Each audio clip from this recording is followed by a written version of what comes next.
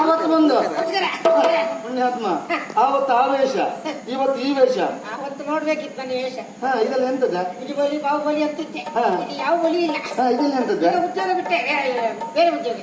ಹೌದು, ಅವನ ಜೊತೆ ಇಲ್ವ? ಅವನ ಜೊತೆ ಇಲ್ಲ, ಅವನು ಸತ್ತನ ಜೊತೆ ಇದ್ದ ನನಗೆ ಹೀಗಾಗಿ. ಹೌದಾ? ಅವನು ಆ ರೀತಿ ಮಾಡ್ತಂತ ನಾನು ಇರ್ಲಿಲ್ಲ. ಯಾವ ರೀತಿ ಮಾಡ ಅಂದ್ರೆ ಈ ಊರೇ ಬಿಡ್ಬೇಕು, ಇಲ್ಲಿ ನಿಂತ್ಕೊಳ್ಳಿಕ್ಕಿಲ್ಲ ಅಂತ ನಾನು ಊರೇ ಬಿಡಿಸ್ಬಿಟ್ಟೆ. ಹೌದಾ?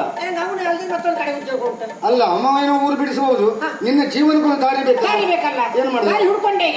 ಈಗ ಹೆಣ್ಗಂಡು ಪಂಚಾಯತ್ಗೆ ಮಾಡ್ತೀನಿ ಅಂದ್ರೆ ನಂಟಸಿಗೆ ಮಾಡ್ತೀನಿ.